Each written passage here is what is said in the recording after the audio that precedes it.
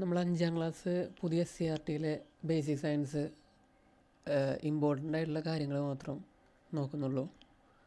അപ്പോൾ 1ാമത്തെ ചാപ്റ്റർ ഒറ്റയുള്ളൊരു ജീവിയും. അപ്പോൾ ഇതിനകത്ത് പ്രധാനമായിട്ട് ആവാസ വ്യവസ്ഥ, അതുപോലെ ആവാസം, ശൃംഖല, ശൃംഖല ഇതൊക്കെയാണ് പറയുന്നത്. അപ്പോൾ പ്രധാനമായിട്ടുള്ള പോയിന്റുകൾ മാത്രമേ നമ്മൾ പറയുന്നുള്ളൂ. ആഹാരത്തിനായി ജീവികൾ പരസ്പരം ആശ്രയിക്കുന്നു. ജീവികളുടെ ഈ പരസ്പര ബന്ധമാണ് ആഹാര ശൃംഖല ജാലം, ഫുഡ് വെബ്. ഓക്കെ, ആഹാര ശൃംഖല ജാലം. ഇതുപോലെ തന്നെ നമ്മൾ പ്രകൃതിയിലെടുക്കുമ്പോൾ കടലിലും ഇതുപോലത്തെ ശൃംഖലാജാലങ്ങളൊക്കെ ഉണ്ട്. ഇതൊക്കെ നമുക്ക് അറിയാവുന്ന കാര്യങ്ങളാണ്. ഇപ്പോൾ സ്രാവാണെങ്കിൽ അത് ആഹാരമാക്കുന്ന കണവ, മീനുകൾ, കടലാമ. അപ്പോൾ മത്തിയാണെങ്കിൽ അതിനും ചെറിയ ജീവികൾ, പ്ലവകങ്ങൾ. ഇവിടെ ഒരു പോയിൻ്റ് ഉണ്ട്. ജലാശയങ്ങളിൽ സ്വതന്ത്രമായി ഒഴുകി നടക്കുന്ന ചെറു സസ്യങ്ങളാണ് പ്ലവകങ്ങൾ. സമുദ്രം എന്ന ആവാസ വ്യവസ്ഥയിലെ ഉൽപാദകരാണ് ഈ പ്ലവകങ്ങൾ. നമ്മുടെ സസ്യങ്ങൾ ഉൽപാദകർ ആയിട്ട് പറയില്ലേ, അതുപോലെ തന്നെ സമുദ്രത്തിലെ ഉൽപാദകരാണ് പ്ലവകങ്ങൾ. ഓക്കെ, ആവാസം ഒരു എക്സാമ്പിൾ പറഞ്ഞേക്കാണ്. നിരവധി ജീവികൾക്ക് നിലനിൽപ്പിന് ആവശ്യമായ എല്ലാ ഘടകങ്ങളും അടങ്ങിയ ഒരു ചുറ്റുപാടാണ് വയൽ. മത്സ്യത്തിന് പുറമെ മറ്റു പല ജീവികളുടെയും ആവാസമാണിത്. ഇതുപോലെ മറ്റേതെല്ലാം ആവാസങ്ങൾ നമുക്ക് ചുറ്റുമുണ്ട്. ജസ്റ്റ് ആവാസങ്ങളെ ഒരു വയലിൻ്റെ അടിസ്ഥാനത്തിലൊരു ഉദാഹരണം പറഞ്ഞതാണ്. ആവാസത്തിനൊരു ഉദാഹരണം വയൽ. ഓക്കെ, ഇവിടെ ഓരോ ജീവിക്ക് അനുയോജ്യമായ ആവാസങ്ങളുണ്ട്. ഇപ്പോൾ പല പല ആവാസങ്ങളാണ് ഈ കാണിക്കുന്നത്. പുൽമേടുകൾ, അതുപോലെ കണ്ടൽക്കാട്, ഇപ്പോൾ മരുഭൂമി, ഇപ്പോൾ മഞ്ഞിൻ്റെ അന്റാർട്ടിക്ക പോലുള്ള സ്ഥലങ്ങൾ, അവിടെ വ്യത്യസ്ത ആവാസങ്ങളാണ്. ഓക്കെ, ഓരോ ജീവികൾക്കും അതുമായിട്ട് ഡിപ്പെൻഡ് ചെയ്തിട്ട് മാറ്റങ്ങൾ വരും. ഇതൊക്കെ ജസ്റ്റ് ആഹാരക്കാർഡ്. ഇപ്പോൾ കാക്ക, അതിൻ്റെ ആഹാരക്കാർഡ് ചെറിയ ജീവികൾ. ഇപ്പോൾ ആടാണെങ്കിൽ പുല്ലുകൾ. ഇതൊക്കെ നമുക്ക് അറിയാവുന്നതാണ്. ഓക്കെ, ഇത് ആഹാര ശൃംഖലാജാലം. ഇപ്പോൾ ഒരു പുല്ലാണെങ്കിൽ പുൽച്ചാടി, അതിന് കോഴീനെ കുറുക്കനെ കടുവ. അതുപോലെ ഇതേ പുല്ല് കഴിക്കുന്ന ഡീർ, അതിന് ടൈഗർ കഴിക്കുന്നു. ഓക്കെ, അതുപോലെ ഈ പുല്ലിന് ആഹാരമാക്കുന്ന കാട്ടുപോത്ത്, അതിന് ഇത്. ഓക്കെ, പല ശൃംഖലയിലും ഒരേ ജീവി തന്നെ കോമൺ ആയിട്ട് വരാം. ഓക്കെ, അതൊരു പോയിൻ്റാണ്. ഇപ്പം എന്തുകൊണ്ടാണ് കടുവയെ സംരക്ഷിക്കുന്നത്? ഭക്ഷ്യശൃംഖലയിലെ ഏറ്റവും ഉയർന്ന കണ്ണിയിൽപ്പെടുന്ന ജീവിയാണ് കടുവ. ഏറ്റവും ടോപ്പിൽ വരുന്നതാണ് കടുവ. ഓക്കെ, ഒരു ആവാസ വ്യവസ്ഥയിൽ സസ്യാഹാരികളുടെയും മാംസാഹാരികളുടെയും എണ്ണം ആരോഗ്യകരമായി നിലനിർത്തുന്നതിൽ ഓരോ കണ്ണിയിലെയും ജീവികൾക്ക് പങ്കുണ്ട്. ആഹാര ശൃംഖലയിലെ താഴെ കണ്ണിയിലുള്ള ചില ജീവിവർഗങ്ങൾ നശിച്ചാൽ അവയ്ക്ക് പകരം അതേ ധർമ്മം ചെയ്യുന്ന മറ്റ് ജീവിവർഗങ്ങൾ ഉണ്ടെന്ന് വരാം. ഇപ്പോൾ കണ്ടില്ലേ, ഒരേ പുല്ല് കഴിക്കുന്നത് പുൽച്ചാടിയുണ്ട്. ഇവർ 3 ടീമുകളും ഒരേ ഡ്യൂട്ടിയാണ് ചെയ്യുന്നത്. ഓക്കെ, അപ്പോൾ അങ്ങനെ വരാം. നശിച്ചു പോയാലും വേറൊരാൾ അവിടെ വരാം. പക്ഷെ കടുവയെ പോലുള്ള ജീവികൾ ഇല്ലാതായാൽ പകരം ആ ധർമ്മം നിർവഹിക്കാൻ മറ്റ് ജീവികൾ അധികം ഇല്ല. അതിനാൽ കടുവയെ പോലെ ഉയർന്ന കണ്ണികളായ ജീവികളുടെ സംരക്ഷണം പ്രാധാന്യം അർഹിക്കുന്നുണ്ട്. കടുവയെ സംരക്ഷിക്കുന്നത് വഴി വലിയൊരു ആവാസ വ്യവസ്ഥ മുഴുവനായും സംരക്ഷിക്കപ്പെടുന്നു. ഇതൊക്കെ ജസ്റ്റ് കേട്ട് വെച്ചാൽ മതി. ഇനി അധിനിവേശികൾ. ഓക്കെ, ആഫ്രിക്കൻ ഭൂഖണ്ഡത്തിൽ കാണപ്പെടുന്ന മത്സ്യങ്ങളാണ് ആഫ്രിക്കൻ മുഷി. ഇവ വളരെ പെട്ടെന്ന് വളർന്ന് പെരുകുന്നു. കേരളത്തിലെ ചില ജലാശയങ്ങളിൽ അധിനിവേശ മത്സ്യമായിട്ട് ഇവയെ കാണുന്നുണ്ട്. ജലാശയങ്ങളിൽ നാടൻ മത്സ്യങ്ങളെയാണ് ഇവർ ആഹാരമാക്കുന്നത്. ഇവയെ ആഹാരമാക്കുന്ന ജീവികൾ നമ്മുടെ ജലാശയങ്ങളിൽ കാണപ്പെടുന്നില്ല. നമ്മുടെ നാട്ടിലെ കുളങ്ങളിലേക്ക് ആഫ്രിക്കൻ മുഷി എത്തിയാൽ അവിടുത്തെ ആവാസ വ്യവസ്ഥ നശിക്കും. അതുകൊണ്ടാണ് ഇതിനെ വളർത്തരുതെന്ന് പറയുന്നത്. ഓക്കെ, ആഫ്രിക്കൻ മുഷി അധിനിവേശ ജീവിയാണ്. ജസ്റ്റ് കേട്ടിരുന്നാൽ മതി. ഓക്കെ, നമ്മൾ ആഹാര ശൃംഖലാജാലം പറഞ്ഞില്ലേ, ആഹാര ശൃംഖലാജാലം. ഇതിൽ ഒരൊറ്റ പൊസിഷൻ എടുക്കുകയാണെങ്കിൽ അതിന് ആഹാര ശ്രേണി എന്ന് പറയും. ആഹാര ശൃംഖലാജാലത്തിലെ ഒറ്റ ശ്രേണിയിലുള്ള ഒരു ആഹാരബന്ധമാണ് ആഹാര ശൃംഖല. ഒരൊറ്റ ശ്രേണി എടുത്താൽ മതി, അതിന് ആഹാര ശൃംഖല എന്ന് പറയും, ചെയിൻ. ഓക്കെ, അതൊക്കെ വെറുതെ കേട്ടാൽ മതി. എല്ലാ ശൃംഖലകളും ആരംഭിക്കുന്നത് ഏത് ജീവി വിഭാഗത്തിൽ നിന്നാണ്? അവയുടെ നിലനിൽപ്പിനും ആഹാരം ആവശ്യമില്ലേ? ഓക്കെ, ആഹാര നിർമ്മാണം സസ്യങ്ങളിൽ. ഓക്കെ, നമ്മൾ പറഞ്ഞു സ്റ്റാർട്ടിങ് എവിടെ നിന്നാണ്, അതിനും ആഹാരം വേണ്ടതെന്നാണ് ചോദിക്കുന്നത്. അപ്പോൾ സസ്യങ്ങളാണ് സസ്യങ്ങൾക്ക് ആഹാര നിർമ്മാണത്തിന് ആവശ്യമായ പ്രധാന ഘടകങ്ങൾ. ഓക്കെ, ഇതൊക്കെ നമുക്കറിയാവുന്നതാണ്. പ്രകാശ സംശ്ലേഷണം. കാർബൺ ഡൈ ഓക്സൈഡ്, ജലം എന്നിവ ഉപയോഗിച്ച് സസ്യങ്ങൾ ആഹാരം നിർമ്മിക്കുന്നു. സൂര്യപ്രകാശത്തിൽ നിന്നുള്ള ഊർജ്ജമാണ് ഇതിന് ഉപയോഗപ്പെടുത്തുന്നത്. അതിനാൽ ഈ പ്രവർത്തനത്തെ പ്രകാശ സംശ്ലേഷണം, ഫോട്ടോസിന്തസിസ് എന്ന് പറയുന്നു. ഇലകളിലെ ഹരിതകം, ക്ലോറോഫില്ല്, ഹരിതകം എന്ന വർണ്ണകമാണ് സസ്യങ്ങളെ ആഹാര നിർമ്മാണത്തിന് സഹായിക്കുന്നത്. ഈ പ്രവർത്തനത്തിൻ്റെ ഫലമായി ഓക്സിജൻ ഉണ്ടാകുന്നുണ്ട്. ഓക്കെ, അപ്പോൾ ഔട്ട്പുട്ട് ഓക്സിജൻ. ഊർജ്ജം ലഭിക്കാൻ സസ്യങ്ങളിൽ ആഹാര നിർമ്മാണം നടക്കാൻ സൂര്യപ്രകാശം ആവശ്യമാണെന്ന് കണ്ടല്ലോ. സസ്യങ്ങൾക്ക് സൂര്യപ്രകാശം ലഭിക്കുന്നത് പ്രധാനമായും ഏത് ഭാഗം വഴിയാണ്? നമ്മൾ നേരത്തെ പറഞ്ഞ ഇലകളിലൂടെയാണെന്ന് പറഞ്ഞു. പക്ഷെ അത് ഏത് വഴിയാണെന്നാണ് ചോദിക്കുന്നത്. പരമാവധി സൂര്യപ്രകാശം പതിക്കുന്ന രീതിയിലാണ് സസ്യങ്ങളിലെ ഇലകളിലെ ക്രമീകരണം നടക്കുന്നത്. ഓക്കെ, പല ടൈപ്പ് ഇലയുടെ ക്രമീകരണങ്ങളുണ്ട്. നമ്മൾക്ക് അതിലേക്ക് വരാം. ഇത് കണ്ടില്ലേ, ഇത് ജസ്റ്റ് ചെമ്പരത്തിയുടെയാണ്. ഒരില ഇങ്ങോട്ടും അതിനുശേഷം ഇപ്പുറത്തേക്കും വൺ സൈഡ് ഓരോന്നായിട്ടാണ്.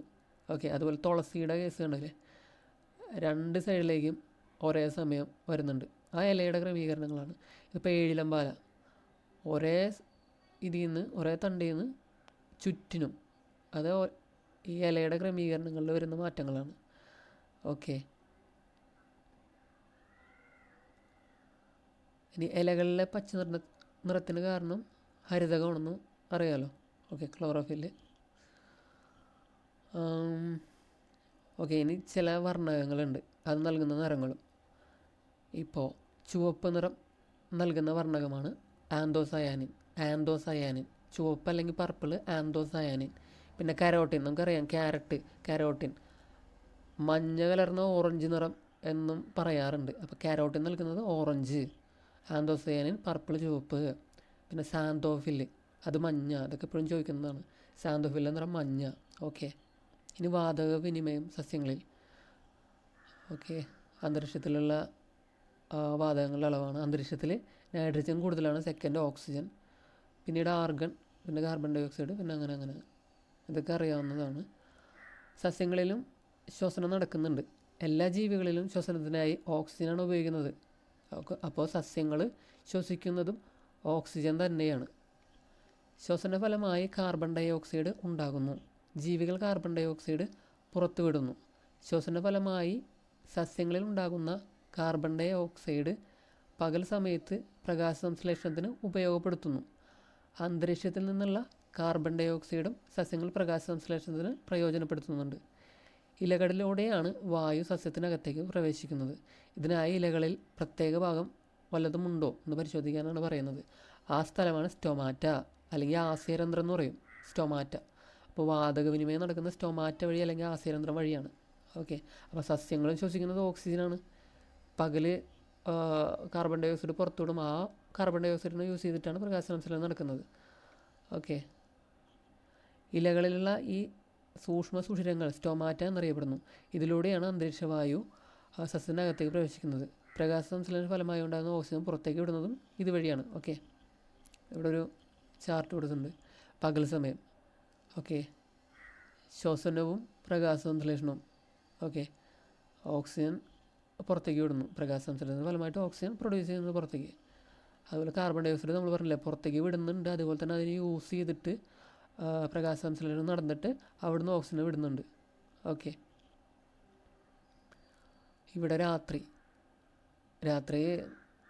പ്രകാശ സംശ്ലേഷണം നടക്കുന്നില്ല. അപ്പോൾ വൺ സൈഡായിട്ട് ഓക്സിജനെ ശ്വസിച്ചിട്ട് ഇവർ കാർബൺ ഡൈ ഓക്സൈഡിനെ പുറത്തേക്ക് വിടും, നമ്മൾ ചെയ്യുന്ന പോലെ. ഓക്കെ, അപ്പോൾ രാത്രി പ്രകാശ സംശ്ലേഷണം നടക്കുന്നില്ല. അതുകൊണ്ട് തന്നെ ഓക്സിജൻ സ്വീകരിച്ചിട്ട് കാർബൺ ഡൈ ഓക്സൈഡിനെ പുറത്തേക്ക് വിടുന്നു സസ്യങ്ങൾ. ഓക്കെ, ഇനി ആതിഥേയനും അതിഥികളും. ഇപ്പോൾ മാവിനെയാണ് എക്സാമ്പിളായിട്ട് കൊടുത്തിരിക്കുന്നത്. ഓക്കെ, ഞാൻ മാവ്, എനിക്ക് വേണ്ട ആഹാരം ഞാൻ സ്വയം നിർമ്മിക്കുന്നുണ്ട്. ഓക്കെ, സ്വയം പ്രൊഡ്യൂസ് ചെയ്യുന്നുണ്ട് ആഹാരം.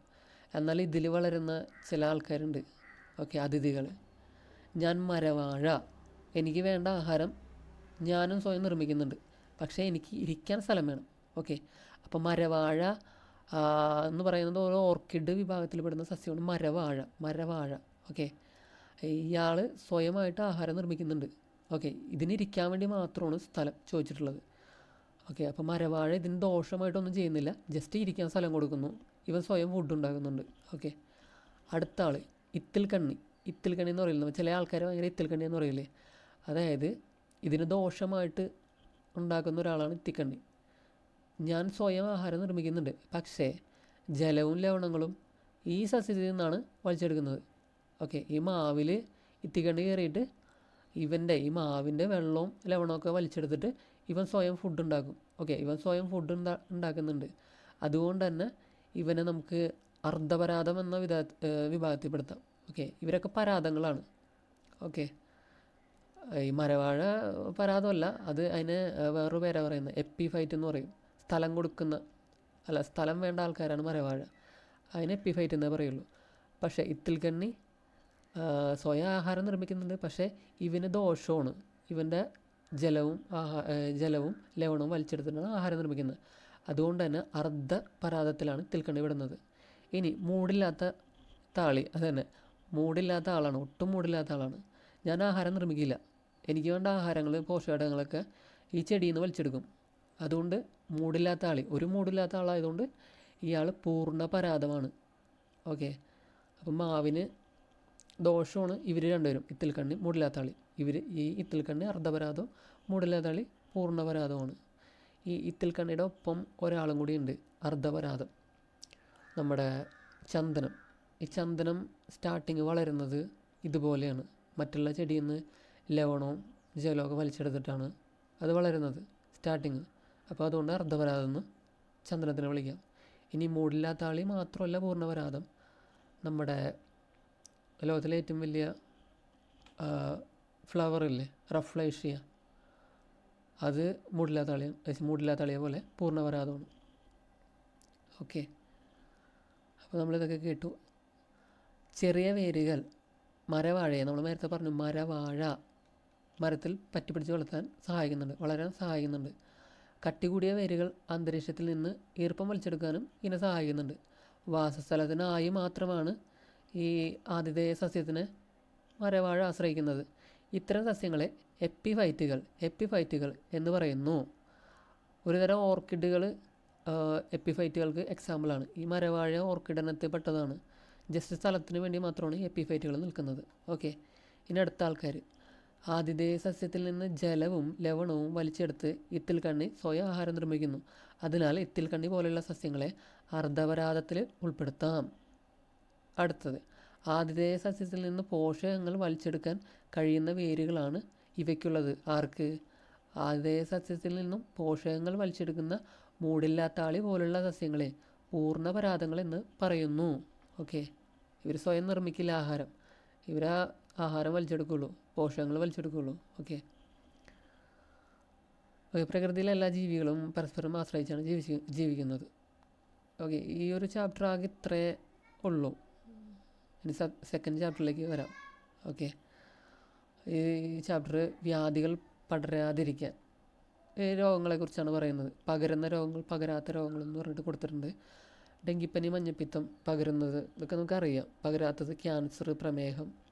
ഓക്കെ, ഒരാളിൽ നിന്ന് മറ്റൊരാളിലേക്ക് പകരുന്ന രോഗങ്ങളാണ് പകർച്ചവ്യാധികൾ, കമ്മ്യൂണിക്കബിൾ ഡിസീസ്.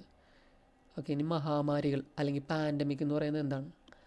പകർച്ചവ്യാധികൾ മറ്റ് രാജ്യങ്ങളിലേക്കോ ഭൂഖണ്ഡങ്ങളിലേക്കോ വ്യാപിക്കുകയും നിരവധി ആളുകളെ ബാധിക്കുകയും ചെയ്താൽ അതിനെ മഹാമാരി അല്ലെങ്കിൽ പാൻഡമിക് എന്ന് പറയുന്നു. നമ്മൾ അതിജീവിച്ച ചില മഹാമാരികളാണ് വസൂരി, ക്ഷയം, പ്ലേഗ്, കോവിഡ്-19. ഓക്കെ, നമ്മൾ അതിജീവിച്ച ചില പാൻഡമിക് അല്ലെങ്കിൽ മഹാമാരിയുടെ എക്സാമ്പിൾസാണ് ഈ കൊടുത്തിരിക്കുന്നത്. ഇനി കണ്ണുകൊണ്ട് നേരിട്ട് കാണാൻ സാധിക്കാത്ത സൂക്ഷ്മജീവികളായ ബാക്ടീരിയ, വൈറസ്, ഫംഗസ് തുടങ്ങിയവയാണ് മിക്ക പകർച്ചവ്യാധികൾക്കും കാരണമാകുന്നത്. രോഗങ്ങൾക്ക് കാരണമാകുന്നതിനാൽ ഇവയെ രോഗകാരികൾ എന്ന് വിളിക്കുന്നു. സൂക്ഷ്മജീവികളെക്കുറിച്ച് നമുക്ക് ജസ്റ്റ് വായിക്കാം. എല്ലാ സൂക്ഷ്മജീവികളും രോഗകാരികളല്ല. നമ്മുടെ ശരീരത്തിലെ തൊലിപ്പുറത്തും എല്ലാം ഉപകാരികളായ ഒട്ടനേകം ബാക്ടീരിയകളുണ്ട്. നമ്മുടെ ആഹാരത്തിൻ്റെ ദഹനത്തിനും ആഗിരണത്തിനുമെല്ലാം അവ സഹായിക്കുന്നുണ്ട്. സൂക്ഷ്മജീവികൾ നമുക്ക് ഉപകാരികളാകുന്ന നിരവധി സന്ദർഭങ്ങൾ ഉണ്ടാകുന്നുണ്ട്. അതായത് ദോശമാവ് പുളിപ്പിക്കുന്നത് ചിലയിനം ബാക്ടീരിയകളാണ്. ബാക്ടീരിയകളും ഫംഗസുകളും ഒക്കെ ജൈവാവശിഷ്ടങ്ങളെ വിഘടിച്ച് മണ്ണിൽ ചേർക്കുന്നുണ്ട്. സോ അവർ നമ്മളെ ഹെൽപ്പും ചെയ്യുന്നുണ്ട്. ഓക്കെ, ഇനി ഫംഗസുകളുടെ ലോകം, ഇത് നോട്ട് ചെയ്ത് വെക്കാം. നമുക്ക് പരിചിതമായ റൊട്ടിപ്പൂപ്പൽ, വസ്ത്രങ്ങളെ ബാധിക്കുന്ന കരിമ്പൻ എന്നിവയെല്ലാം ഫംഗസുകളാണ്. അപ്പോൾ കരിമ്പനും പൂപ്പലൊക്കെ ഫംഗസാണ്. മനുഷ്യന് രോഗമുണ്ടാക്കുന്ന സൂക്ഷ്മജീവികളായ ചില ഫംഗസുകളും ഉണ്ട്. ഇപ്പം കാൻഡിഡ, ക്രിപ്റ്റോകോക്കസ്, ഹിസ്റ്റോപ്ലാസ്മ, ഇതൊക്കെ എന്തിനാണെന്ന് ചോദിക്കും. എക്സാമ്പിൾ വൈറസാണോ ബാക്ടീരിയ ആണോ ഫംഗസ് ആണോ എന്ന്. അപ്പം കാൻഡിഡ എന്ന് വെച്ചാൽ ജസ്റ്റ് ക്യാൻഡി മിഠായി നാക്കിൽ ഇങ്ങനെ ഒരു പൂപ്പൽ വരുത്തും, അപ്പോൾ ഫംഗസാണ്. ജസ്റ്റ് അങ്ങനെ കണക്ട് ചെയ്താൽ മതി. അതുപോലെ ക്രിപ്റ്റോകോക്കസ്, ഹിസ്റ്റോപ്ലാസ്മ ഇതൊക്കെ ഫംഗസാണ്. നാം ഭക്ഷണമാക്കുന്ന കൂണ് ഫംഗസിൽ പെടുന്നതാണ്. ഓക്കെ, കൂണ്, അതുപോലെ കണ്ണുകൊണ്ട് കാണാൻ സാധിക്കാത്ത പലതരം ഫംഗസുകളുണ്ട്. അപ്പോൾ കൂണ് ഒരു ഫംഗസാണ്. ഓക്കെ, കാൻഡിഡ, ക്രിപ്റ്റോകോക്കസ്, ഹിസ്റ്റോപ്ലാസ്മ ഇതൊക്കെ ഫംഗസാണ്. ഓക്കെ, ഇനി ശരീരത്തിൽ പ്രവേശിക്കുന്ന വിധങ്ങളെക്കുറിച്ചൊക്കെ പറയുന്നുണ്ട്. ഓക്കെ, ടൈഫോയിഡ് നമുക്കറിയാം കുടലിനെ ബാധിക്കുന്നതാണ്. അത് ജലവും ഭക്ഷണത്തിലൂടെയൊക്കെ പകരും. ക്ഷയം നമുക്കറിയാം വായുവിലൂടെ. ഓക്കെ, പിന്നെ ടെറ്റൻസ് മണ്ണിലൂടെ പകരും എന്ന് പറയുന്നുണ്ട്. പിന്നെ വിരശല്യമൊക്കെ മണ്ണിലൂടെ പകരും എന്നൊക്കെ പറയുന്നുണ്ട്. ഓക്കെ, ഇതൊക്കെ ജസ്റ്റ് കേട്ടാൽ മതി. രോഗകാരികളായ സൂക്ഷ്മജീവികളെ നമ്മുടെ ശരീരത്തിലേക്ക് എത്തിക്കുന്ന ജീവികളാണ് രോഗാണുവാഹകർ. ഈച്ച, എലിച്ചെള്ള്, കൊതുക്, വവ്വാല് തുടങ്ങിയ ജീവികൾ ആണ് ഈ രോഗാണുവാഹകർ ആയിട്ട് പറയുന്നത്. ഓക്കെ, ഇതിനെയൊക്കെ തുരത്തുന്ന വിധങ്ങളൊക്കെയാണ് പറയുന്നത്. ഓക്കെ, നമുക്കറിയാം ഈ കൊതുകിൻ്റെ മുട്ട വിരിയുന്നത് 8 ദിവസമാണെന്നൊക്കെ നമ്മൾ കേട്ടിട്ടുണ്ട്. ഓക്കെ, ഇത് ജസ്റ്റ് നമുക്കറിയാവുന്ന വെള്ളം കെട്ടിയിടുന്ന ഒഴിവാക്കുക, പാർപ്പിടങ്ങൾക്ക് ചുറ്റുമുള്ള പുല്ലും പാച്ചെടികളും വെട്ടിക്കളയുക, പിന്നെ ഓടകൾ ശുചീകരിക്കുക, ഇതൊക്കെയാണ് ഇതിനുള്ള മാർഗ്ഗങ്ങൾ, തടയാനായിട്ടുള്ള മാർഗ്ഗങ്ങൾ. പിന്നെ ജസ്റ്റ് ഇതേ രോഗങ്ങൾ ആഹാരത്തിലൂടെ പകരുന്ന രോഗങ്ങളാണെങ്കിൽ ഇതൊക്കെ അടച്ചു വയ്ക്കുക, കഴുകി വൃത്തിയാക്കുക, തിളപ്പിച്ചറിയ വെള്ളം കുടിക്കുക, ഇതൊക്കെ നമുക്ക് അറിയാവുന്നതാണ്. വായുവിലൂടെ പകരുന്നതൊക്കെ ആണെങ്കിൽ സമ്പർക്കം ഒഴിവാക്കുക, തൂവാല, വസ്ത്രങ്ങൾ, മാസ്ക് ധരിക്കുക, ഇതൊക്കെയാണ് പറയുന്നത്. ഓക്കെ, ഇത് നമുക്കറിയാവുന്നതാണ്. ഓക്കെ, ഇനി പകർച്ചവ്യാധികൾ ബാധിച്ച സസ്യങ്ങൾ. ഓക്കെ, പയറിൽ മൊസൈക്ക് രോഗം. ഓക്കെ, ഇതൊക്കെ നമ്മൾ കേട്ടിട്ടുണ്ട്. മൊസൈക്ക് വൈറസ് പയറിൽ ബാധിക്കുന്നതാണ്. തെങ്ങിൻ്റെ കൂമ്പ് ചീയൽ. ഓക്കെ, ഇതൊക്കെ എക്സാമ്പിളാണ്. നെല്ലിലെ തവിട്ട്. ഓക്കെ, ഇതൊക്കെ സസ്യങ്ങൾക്ക് വരുന്ന പകർച്ചവ്യാധികളാണ്. ഓക്കെ, ഇത്രയേ ഉള്ളൂ. ഈ ഒരു ചാപ്റ്ററിൽ കുറവാണ്. ഈ ഒരു പോയിൻ്റ് ഉണ്ട്. രോഗപ്രതിരോധ ശേഷി 2 തരമുണ്ട്. ഓക്കെ, അതാണ് ഇവിടെ പറയുന്നത്. രോഗാണുക്കൾ ശരീരത്തിൽ പ്രവേശിച്ചാൽ അവയെ നിയന്ത്രിക്കാനും ചെറുത്തു നിൽക്കാനുമുള്ള കഴിവ് സ്വാഭാവികമായി നമ്മുടെ ശരീരത്തിനുണ്ട്. ഇതിന് സ്വാഭാവിക രോഗപ്രതിരോധ ശേഷി എന്ന് പറയുന്നു. ഓക്കെ, ഈ കഴിവ് എല്ലാവർക്കും ഒരുപോലെയല്ല. ഓക്കെ, ഇനി പോളിയോ, അതുപോലെ ഹെപ്പറ്റൈറ്റിസ് ബി, പോളിയോ ഒക്കെ വൈറസാണ്. പോളിയോ, ഹെപ്പറ്റൈറ്റിസ് ബി ഓക്കെ തുടങ്ങിയ ചില പകർച്ചവ്യാധികൾക്കെതിരെ സ്വാഭാവികമായ പ്രതിരോധശേഷി ഉണ്ടാക്കാൻ ശരീരത്തിന് സാധിക്കില്ല. ഇത്തരം രോഗങ്ങൾ വരാതിരിക്കാൻ നാം പ്രതിരോധ കുത്തിവയ്പ്പുകൾ എടുക്കേണ്ടതുണ്ട്, വാക്സിനേഷൻ എടുക്കേണ്ടതുണ്ട്. ഇതുവഴി രോഗപ്രതിരോധശേഷി ആർജിക്കാൻ സാധിക്കും. ഇതിനെ ആർജിത രോഗപ്രതിരോധശേഷി എന്ന് പറയുന്നു. അക്വേർഡ് ഇമ്മ്യൂണിറ്റി എന്ന് പറയുന്നു. മനുഷ്യൻ്റെ നിലനിൽപ്പിന് തന്നെ ഭീഷണിയായ വസൂരി, നമ്മൾ നേരത്തെ പറഞ്ഞു, വസൂരി, പ്ലേഗ്, പോളിയോ പോലുള്ള പല മഹാമാരികളെയും നമ്മൾ അതിജീവിച്ചത് ഈ വാക്സിനേഷനിലൂടെയാണ്, പ്രതിരോധ കുത്തിവയ്പ്പിലൂടെയാണ്. ഓക്കെ, വാക്സിനേഷൻ എടുക്കുന്നത് ഇത് പറയുന്നുണ്ട്. 16 വയസ്സിനുള്ളിൽ നിർബന്ധമായി എടുക്കേണ്ട വാക്സിനുകൾ. ഇവിടെ കുറച്ച് വാക്സിനുകളും അതിൻ്റെ വയസ്സും പറയുന്നുണ്ട്. ജനിച്ച ഉടനെ തന്നെ കൊടുക്കേണ്ട vaccine OPV, oral polio vaccine, BCG, bacillus ഈ ഫുൾ ഫോം എന്തായാലും പഠിക്കണം. BCG, bacillus Calmette Guerin. ഇത് കണ്ടുപിടിച്ച ആൾക്കാരുടെ പേരാണ് കാൽമെറ്റഗോറിനും. BCG എന്ന് വെച്ചാൽ ക്ഷയത്തിന്. BCG എന്തിനാണ് കൊടുക്കുന്നത്? ക്ഷയത്തിന്. ബാസിലസ് കാൽമെറ്റഗോറിൻ എന്ന് പറഞ്ഞ 2 പേരാണ് കണ്ടുപിടിച്ചത്. ഇനി ബാസിലസ് എന്ന് പറയുന്നത് ആ ഒരു ബാക്ടീരിയയുടെ ഷേപ്പിനനുസരിച്ചാണ് പേര്. Bacillus Calmette Guerin. Oral polio vaccine. പിന്നെ ഹെപ്പറ്റൈറ്റിസ് ബി, ഇതൊക്കെ ജനിച്ച ഉടനെ കൊടുക്കേണ്ടതാണ്. അപ്പോൾ ജനിച്ച ഉടനെ BCG, OPV, hepatitis B. Okay, ഇനി 6 ആഴ്ച കഴിയുമ്പോൾ ഇത് ജസ്റ്റ് നോക്കി വെച്ചോ. BCG, OPV, ഹെപ്പറ്റൈറ്റിസ് ബി ജനിച്ച ഉടനെ. ഇനി പോളിയോ വാക്സിൻ 1, അതുപോലെ റോട്ട വൈറസ് വാക്സിൻ, പെൻഡാവാലൻ്റ് എന്ന് വെച്ചാൽ 5 വാക്സിനുകളാണ്. ഓക്കെ, അത് പിന്നെ polio vaccine fractional dose 1, polio vaccine PV fractional dose 1. പിന്നെ ഇതൊക്കെ 6 ആഴ്ച. ഇതൊന്നും ജസ്റ്റ് നോക്കിയില്ലെങ്കിൽ കുഴപ്പമില്ല, പക്ഷേ ഇത് ജസ്റ്റ് നോക്കി വെച്ചോളൂ. ഓക്കെ, ജസ്റ്റ് ഇതൊക്കെ ഒന്ന് നോക്കി വെച്ചാൽ മതി. ഫുൾ ഫോം നോക്കണം. പിന്നെ ഈ പെൻഡാവാലൻ്റ് എന്താണ്, അതിലേതൊക്കെ പെടും. ഓക്കെ, ഇവിടെ പറയുന്നുണ്ട് ടെറ്റനസ് ഡിഫ്തീരിയ വാക്സിൻ 10 വയസ്സ് 16 വയസ്സ് പ്രായമുള്ള കുട്ടികൾക്ക്, അതിവിടെ പറയുന്നുണ്ട്. ഓക്കെ, 9 മാസം 16 24 മാസം 5 6 വയസ്സ് 10 വയസ്സ് 16 വയസ്സ്. ഓക്കെ, 10 വയസ്സ് 16 വയസ്സ് ടെറ്റനസ് ഡിഫ്തീരിയ വാക്സിൻ കൊടുക്കുന്ന പ്രായങ്ങളാണ്. ഓക്കെ, 10 വയസ്സ് 16 വയസ്സ് കേട്ടോ. ഇതൊക്കെ ജസ്റ്റ് ഇങ്ങനെ വായിച്ച് വിട്ടാൽ മതി. Okay, PCV pneumococcal conjugate vaccine, measles rubella vaccine MR, DPT ചോദിച്ചിട്ടുണ്ട്. DPT diphtheria, pertussis, tetanus. Pertussis എന്ന് വെച്ചാൽ വില്ലൻ ചുമ. T for tetanus, D for diphtheria. Okay, ഇതിൻ്റെ ഫുൾ ഫോം ചോദിച്ചിട്ടുണ്ട്. ഇതിൽ പെടാത്തത്, ഈ വാക്സിനിൽ പെടാത്തത്, അല്ല ഈ രോഗത്തിൽ പെടാത്തതെന്ന് വെച്ചിട്ടാണ് ചോദിച്ചിട്ടുള്ളത്. ഓക്കെ, അപ്പോൾ DPTയുടെ ഫുൾ ഫോം അറിയണം. ഓക്കെ, DPT എന്നൊക്കെ പറയുമ്പോൾ 5 വയസ്സാകുമ്പോഴാണ് DPT കൊടുക്കുക. 5 വയസ്സ്. ഓക്കെ, 5 വയസ്സ് ഇത് കിടക്കണം. 5 6 വയസ്സ് ഉണ്ടാകും DPT. 10 16 വയസ്സ് TD1 ടെറ്റനസ് ഡിഫ്തീരിയ. ഓക്കെ, ഇതൊക്കെ ജസ്റ്റ് ഇങ്ങനെ കേട്ട് വെച്ചോ. അപ്പോൾ 5 വയസ്സ് DPTയിൽ എന്തൊക്കെ ഉൾപ്പെടുന്നു അറിയണം. ഓക്കെ, ടെറ്റനസ് ഡിഫ്തീരിയ വാക്സിൻ 10 16 വയസ്സ്. ഓക്കെ, പിന്നെ ജനിച്ച ഉടനെ പോളിയോ, ക്ഷയത്തിൻ്റെ BCG, ഹെപ്പറ്റൈറ്റിസ് ബി ജനിച്ച ഉടനെ, ഇതൊക്കെ നോക്കി വെച്ചോ. അപ്പോൾ ഈ ചാപ്റ്റർ ആകെ ഇത്രയേ ഉള്ളൂ. ഇനി ജലം നിത്യജീവിതത്തിൽ, ഇതിലും അധികമൊന്നുമില്ല, ഇതിൽ കുറച്ചേ ഉള്ളൂ. ഇത് ജലം ശുദ്ധീകരിക്കേണ്ട ഘട്ടങ്ങൾ. ഇത് SCERTയിൽ വേറെ, പഴയ SCERTയിൽ വേറെ കൊടുത്തിട്ടുണ്ട് 6 സ്റ്റെപ്പ്.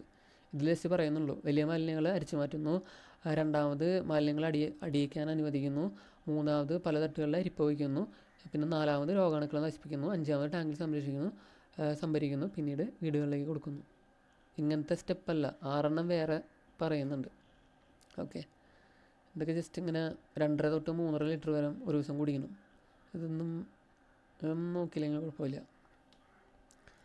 കൂടുന്ന ആവശ്യവും കുറയുന്ന, ഇതൊന്നും അത്ര വലിയ കാര്യമായിട്ട് പറയുന്നില്ല. ഓക്കെ, ഇനി നമ്മുടെ ശരീരത്തിലെ ജലത്തിൻ്റെ അളവ്, ഇത് പല ബുക്കിലും പല റേറ്റിംഗാണ് പറയുന്നത്. ഇപ്പം രക്തത്തിൽ 94% വെള്ളമാണ്, ഹൃദയത്തിൽ 75% വാട്ടർ പറയുന്നുണ്ട്, തലച്ചോറിൽ 73. അപ്പോൾ തലച്ചോറിൽ 73, ഹൃദയത്തിൽ 75, രക്തത്തിൽ 94, അസ്ഥികളിൽ 31.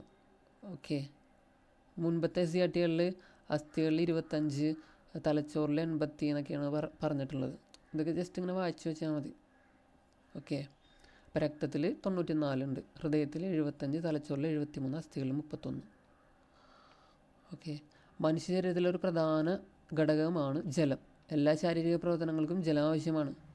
ഓക്കെ, ഇനി അതുപോലെ സസ്യത്തിൻ്റെ കാര്യം പറയുകയാണ്. ആഹാരത്തെ ഇലകളിൽ നിന്നും മറ്റ് സസ്യഭാഗങ്ങളിലേക്ക് എത്തിക്കുന്നു. ജലത്തിൻ്റെ യൂസാണ്. പ്രകാശസംശ്ലേഷണത്തിന് വരുന്നുണ്ട്. ഓക്കെ, ആഗിരണം ചെയ്ത ലവണങ്ങൾ ഇലകളിൽ എത്തിക്കുന്നത്, പിന്നെ സസ്യശരീരത്തിൻ്റെ ഘടന നിലനിർത്തുന്നതിന്. ഓക്കെ, ഇത് ജലത്തിൻ്റെ സസ്യങ്ങളിലെ ധർമ്മങ്ങളാണ്. എല്ലാ ജീവികൾക്കും ജീവൽ പ്രവർത്തനത്തിന് ജലം ആവശ്യമാണ്. ഈ ചാപ്റ്റർ ചെറുതാ. ഇത് ജലത്തിൽ ലയിക്കുന്നത് ലയിക്കാത്തതെന്ന് പറഞ്ഞിട്ട് ഇതൊന്നും അത്ര ഇമ്പോർട്ടൻ്റ് അല്ല. ഇനി ജസ്റ്റ് സോഡ ഉണ്ടാക്കുന്നത് എങ്ങനെ, ജലത്തിൽ കാർബൺ ഡൈ ഓക്സൈഡ് വാതകം ലയിപ്പിച്ചാണ് സോഡ ഉണ്ടാക്കുന്നത്. അതൊക്കെ നമുക്കറിയാലോ. ലയിച്ചു ചേരുന്ന വസ്തുക്കൾ, ഇതൊരു പോയിൻ്റ്. ഇതൊക്കെ കേട്ടിട്ടുണ്ടാവും. ലയിച്ച് ചേരുന്ന വസ്തുവിനെ ലീനമെന്നും എന്തിലാണോ ലയിക്കുന്നത് ആ വസ്തുവിനെ ലായകം എന്നും ലീനം ലായകത്തിൽ ലയിച്ചുണ്ടാകുന്നതിന് ലായനി എന്നും പറയുന്നു. അപ്പോൾ ആ ലായനിയിൽ എന്തൊക്കെയുണ്ട്? ലീനമുണ്ട്. ലീനം കുറഞ്ഞ അളവിലുണ്ട്. ഓക്കെ. പിന്നെ എന്തിലാണ് ആ ലീനം ഇട്ടത്? ലായകത്തിൽ. ലായകം കൂടിയ അളവിലാണ് ലായകം ഉള്ളത്. ഈ രണ്ടിൻ്റെ മിക്സാണ് ലായനി. ഓക്കെ, ഒക്കെ നമുക്കറിയാവുന്നതാണ്. ജലത്തിന് നിരവധി വസ്തുക്കളെ ലയിപ്പിക്കാൻ കഴിവുണ്ട്. അതിനാൽ ജലത്തെ സാർവിക ലായകം എന്നാണ് വിളിക്കുന്നത്. സാർവിക ലായകം ജലമാണ്. ഓക്കെ. പിന്നെ ജലത്തിൻ്റെ വേറെ വേറെ കാര്യങ്ങൾ പറയുന്നുണ്ട്. ഒരു ദ്രാവകത്തിൻ്റെ ഉപരിതലത്തിൽ നിന്ന് ഒരു ദ്രാവകം എടുക്കുകയാണ്. അതിൻ്റെ ഉപരിതലത്തിൽ നിന്ന് ചെറുകണികകൾ ചുറ്റുപാടിലേക്ക് വ്യാപിക്കുന്നതിന് ബാഷ്പീകരണം എന്ന് പറയുന്നു. ചൂടാകുമ്പോൾ ബാഷ്പീകരണത്തിൻ്റെ തോത് വർദ്ധിക്കുന്നു. ബാഷ്പീകരണം എല്ലാ താപനിലയിലും സംഭവിക്കുന്നുണ്ട്. ഓക്കെ, എല്ലാ താപനിലയിലും സംഭവിക്കുന്നുണ്ട്. ഓക്കെ. ഖരം, ദ്രാവകം, വാതകം എന്നീ 3 അവസ്ഥകളിലും പ്രകൃതിദത്തമായി കാണപ്പെടുന്ന ഏകപദാർത്ഥമാണ് ജലം. ഓക്കെ, ജലം ഈ 3 സ്റ്റേറ്റിലും പ്രകൃതിദത്തമായി കാണപ്പെടുന്നുണ്ട്. നമുക്കറിയാം അതൊക്കെ. പിന്നെ ജലനിരപ്പ് യൂസ് ചെയ്യുന്ന ചില സന്ദർഭങ്ങളാണ്. കെട്ടിടത്തിൻ്റെ നിർമ്മാണത്തിൽ ലെവൽ നോക്കാൻ ജലനിരപ്പ് യൂസ് ചെയ്യും. ഓക്കെ, ഇതിനെ പറയുന്നത് വിതാനം എന്നാണ് പറയുക. ജലാശയങ്ങൾ വറ്റുമ്പോൾ സമീപത്തെ വീടുകളിലെ കിണറുകളിൽ ജലനിരപ്പ് കുറയും. ഓക്കെ, അതുപോലെ വ്യവസായശാലകൾ നിയന്ത്രണമല്ലാതെ ജലമെടുത്താൽ ആ പ്രദേശത്ത് വരൾച്ച വരും. ഓക്കെ, ആ ഒരു ഈക്വൽ ഇതിലാണ് പോകുന്നത്. വിതാനം പാലിക്കുന്നു എന്നത് ജലത്തിൻ്റെ ഒരു സവിശേഷതയാണ്. ഇതിനാണ് പറയുന്നത് വിതാനം. ഓക്കെ.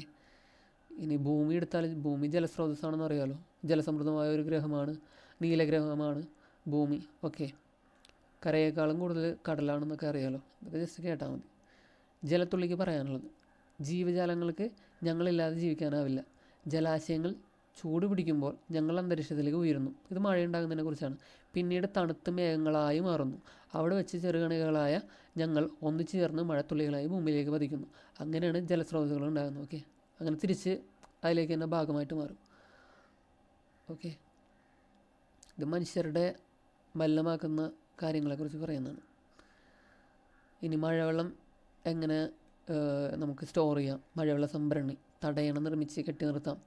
കിണർ റീചാർജിങ് എന്ന് പറയും ഈ സെറ്റപ്പിന്. പിന്നെ കയ്യാല കെട്ടുന്നത്, ഇതൊക്കെ സ്റ്റോർ ചെയ്യുന്ന ചില മാർഗ്ഗങ്ങളാണ്. കയ്യാല കെട്ടുക, കിണർ റീചാർജിങ്, തടയണ ഇടുക. ഓക്കെ,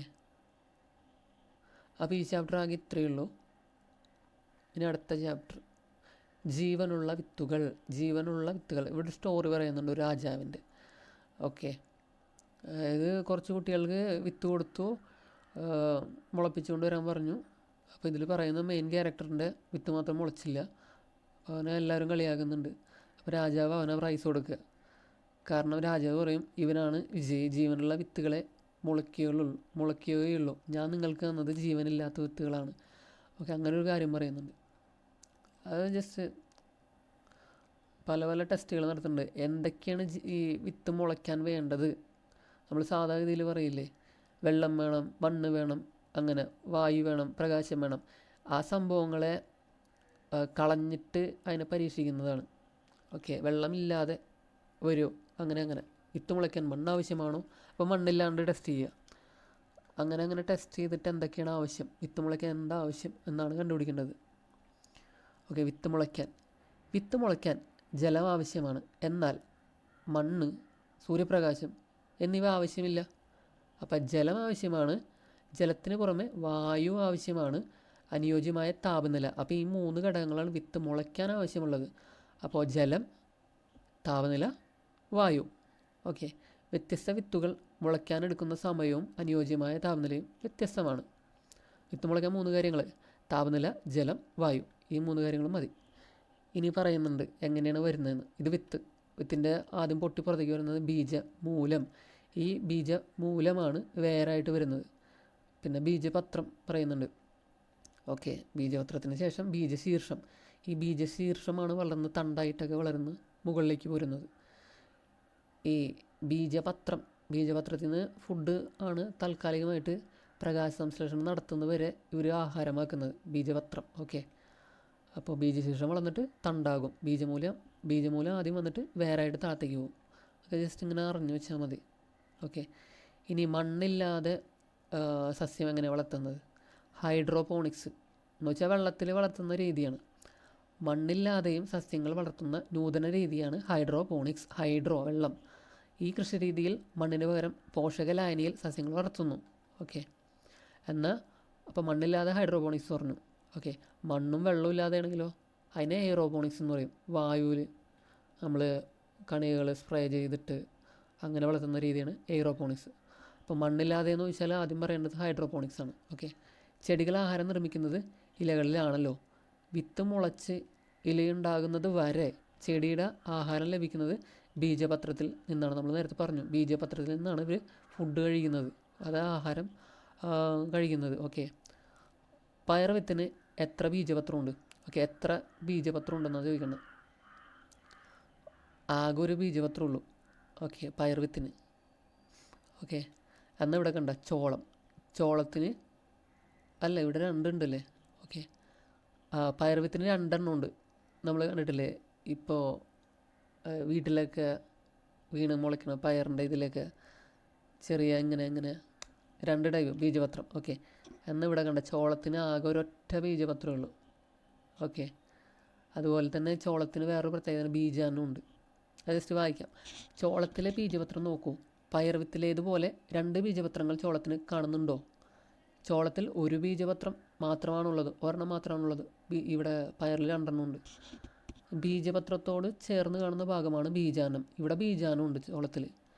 ഒരു ബീജപത്രം മാത്രമുള്ള സസ്യങ്ങളിൽ വിത്ത് മുളച്ച് ഇലയുണ്ടാകുന്നത് വരെ ചെടിക്കുള്ള ആഹാരം ലഭിക്കുന്നത് ബീജാനത്തിൽ നിന്നാണ്. കണ്ട, ഒരു ബീജപത്രം ഉള്ളതിന് ബീജാനം ഉണ്ടാവും. ഈ ബീജാനത്തിൽ നിന്നാണ് ഒരു ബീജപത്രമുള്ള സസ്യങ്ങൾ ഫുഡ് കഴിക്കുന്നത്.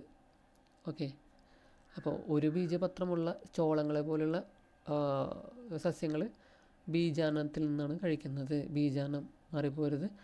ഒരു ബീജപത്രം ബീജാനം.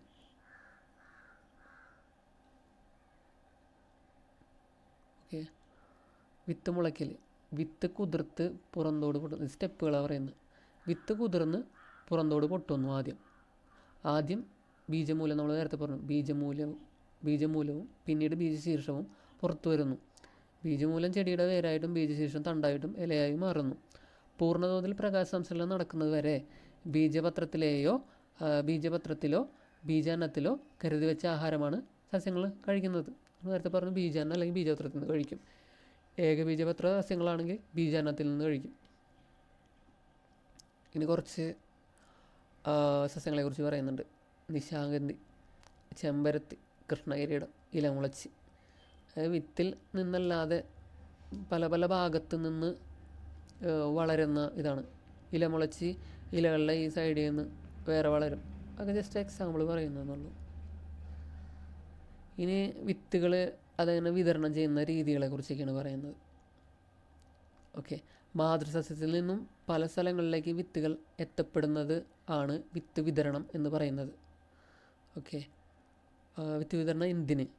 ഒരു സസ്യത്തിൻ്റെ വിത്തുകളെല്ലാം അതിൻ്റെ ചുവട്ടിൽ തന്നെ വീണ് മുളക്കുകയാണെങ്കിൽ അവയ്ക്കെല്ലാം വളരാൻ ആവശ്യമായ മണ്ണ്, വെള്ളം, സൂര്യപ്രകാശം, ധാതുലവണങ്ങൾ എന്നിവ ലഭിക്കില്ല. അതിനാൽ വിത്തുകൾ പല സ്ഥലങ്ങളിലേക്ക് വിതരണം ചെയ്യപ്പെടേണ്ടതുണ്ട്. വിവിധ സസ്യങ്ങൾ ഒരു പ്രദേശത്ത് കാണപ്പെടുന്നതും ഒരു സസ്യം വിവിധ പ്രദേശങ്ങളിൽ കാണപ്പെടുന്നതും ഇതുമൂലമാണ്. ഓക്കെ, ഇവിടെ തെങ്ങിൻ്റെ എക്സാമ്പിൾ കൊടുത്തിട്ടുണ്ട്. തേങ്ങ വെള്ളത്തിലൂടെ പോയിട്ടാണ് വിത്ത് വിതരണം ചെയ്യുന്നത്. ഇവിടെ പ്രൊട്ടക്ഷൻ എന്ന് പറയുന്നത് കുറച്ച് ദിവസത്തിൽ വെള്ളത്തിൽ കിടന്നാലും ചീഞ്ഞു പോവില്ല. തൊണ്ടിൽ വായു നിറഞ്ഞു നിൽക്കുന്നത് കൊണ്ട് വെള്ളത്തിൽ പൊങ്ങി കിടക്കും. അപ്പോൾ തെങ്ങിൻ്റെ വിത്ത് വിതരണം വെള്ളം വഴി. ഓക്കെ, തേങ്ങയുടെ. ഇനി അപ്പൂപ്പന്താടി പറന്നു പോകുമല്ലോ, അപ്പോൾ കാറ്റിൽ പറക്കാൻ സാധിക്കുന്നുണ്ട്. അപ്പോൾ അപ്പൂപ്പന്താടി കാറ്റ് വഴി. ഇനി പറ്റിപ്പിടിച്ച് ഉപയോഗമല്ലാത്ത ചില ഫലങ്ങൾക്ക് മറ്റു വസ്തുക്കളിൽ പറ്റിപ്പിടിച്ചിരിക്കാൻ സാധിക്കും. ഈ കടലാടി സസ്യം, അസ്ത്രപ്പുല്ല്, ഇതൊക്കെ പറ്റിപ്പിടിച്ചിട്ടാണ് പോകുന്നത്. ഇപ്പോൾ ജീവികളിലായാലും അവിടെ ഇവിടെയൊക്കെ പറ്റിപ്പിടിച്ചിട്ട് പോയിട്ട് വിത്ത് വിതരണം സാധ്യമാക്കും. കടലാടി, അസ്ത്രപ്പുല്ല് കേട്ടോ. ഇനി പൊട്ടിത്തെറിച്ചിട്ട് വിത്ത് വിതരണം നടക്കുന്നു. നമ്മുടെ വെണ്ടക്കേക്കിൽ പൊട്ടിത്തെറിച്ചിട്ട് സ്പ്രെഡ് ചെയ്തിട്ട് വിത്ത് വിതരണം നടത്തില്ലേ, അതേപോലത്തെ എക്സാമ്പിളാണ് കാശിത്തുമ്പ. റബ്ബർ പൊട്ടിത്തെറിച്ചിട്ടാട്ടോ, റബ്ബർ, കാശിത്തുമ്പ. ഒട്ടിപ്പിടിച്ചിട്ട് കടലാടി, അസ്ത്രപ്പുല്ല്, ഒട്ടിപ്പിടിച്ചിട്ട്. ഓക്കെ, കടലാടി, അസ്ത്രപ്പുല്ല്. ഓക്കെ, ഇതൊക്കെ ജസ്റ്റ് ഇങ്ങനെ കേട്ടാൽ മതി. ഇനി ഇലകളിലെ വ്യത്യസ്തത. ഓക്കെ, ഇതും നോക്കി വയ്ക്കണം. ഇത് നമ്മുടെ സാധാരണ പ്ലാവിൻ്റെ ഇല കണ്ടിട്ടില്ലേ, ഇങ്ങനെ ശാഖ പോലെ പോയിട്ട് അതിൽ നിന്നും വേറെ ശാഖയായിട്ട്. അതിനൊരു പ്രത്യേകത ഉണ്ട്. ഇത് വേറൊരു വ്യത്യസ്ത തരം സമാന്തരമായിട്ടാണ് ഇതിൻ്റെ വേരുകളൊക്കെ പോയിട്ടുള്ളത്. ഞരമ്പ് എന്ന് പറയും. ഓക്കെ, ഇലകളിലേക്ക് ഇലകളിലേക്ക് ജലം എത്തിക്കുന്നതും ഇലകളിൽ നിന്ന് ആഹാരം കൊണ്ടുപോകുന്നതും ഈ ഭാഗങ്ങൾ വഴിയാണ്. ഇവയാണ് ഇലയിലെ സിരകൾ.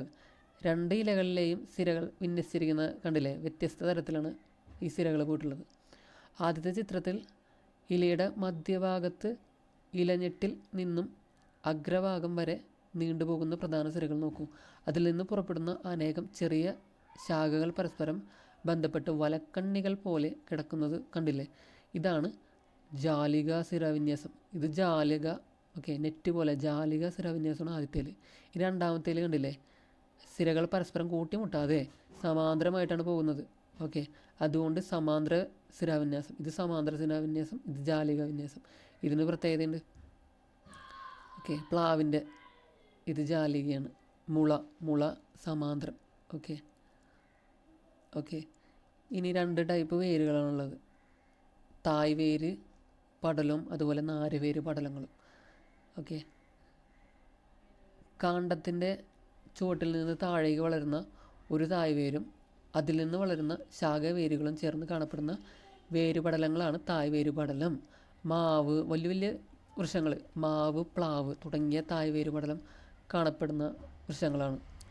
ഇനി കാണ്ഡത്തിൻ്റെ ചുവട്ടിൽ നിന്ന് വളരുന്ന നാരുകൾ പോലെയുള്ള ധാരാളം വേരുകൾ ചേർന്ന വേരുപടലങ്ങളാണ് നാരുവേരുപടലം.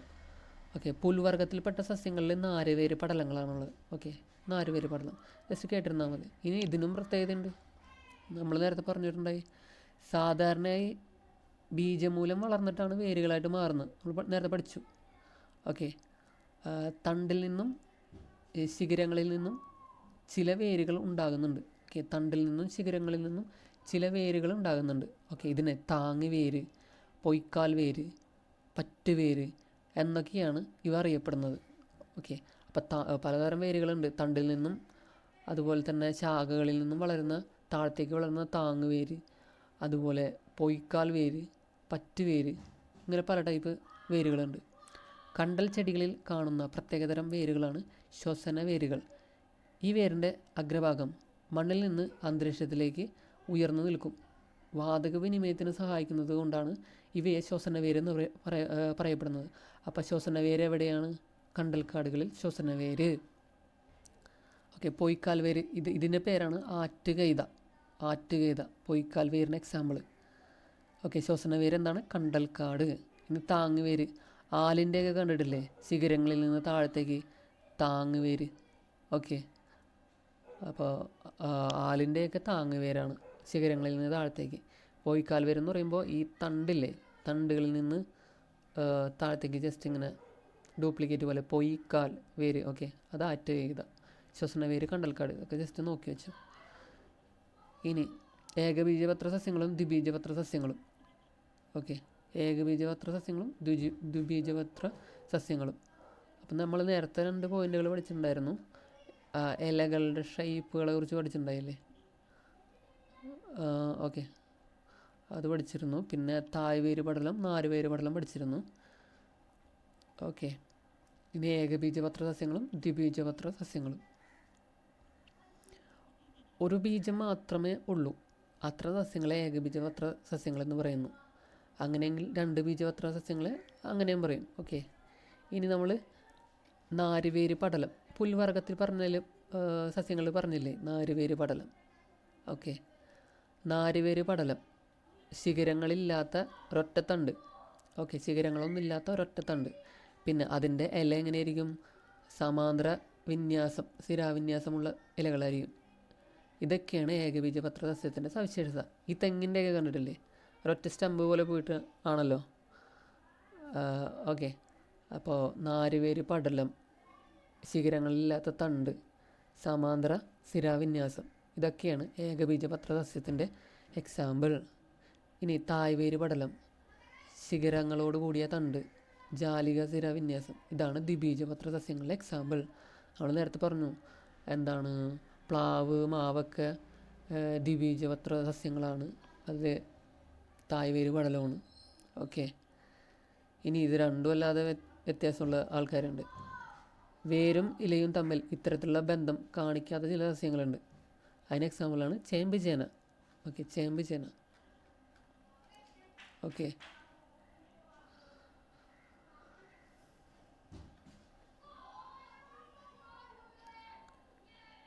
ഇനി ഇവിടുന്ന് എന്താ പറയുക, പല പ്രദേശങ്ങളിലും മുമ്പുണ്ടായിരുന്നു ഇപ്പോൾ കാണപ്പെടാത്തതുമായ കുറച്ച് സസ്യങ്ങളുണ്ട്. മുള്ളിലം, തുമ്പ, ഇതൊക്കെ എക്സാമ്പിളാണ്. അതായത് നിലവിൽ കുറഞ്ഞു വരുന്ന സസ്യങ്ങൾക്ക് എക്സാമ്പിളാണ് മുള്ളിലം, അതുപോലെ തുമ്പ. കഴിഞ്ഞു, ഈ ചാപ്റ്റർ ആകെ ഇത്രയേ ഉള്ളൂ. ഓക്കെ. അപ്പോൾ 5ാം ക്ലാസ്സിലെ സയൻസ്, ബേസിക് സയൻസ് പാർട്ട് 1 കഴിഞ്ഞിട്ടുണ്ട്. ഓക്കെ.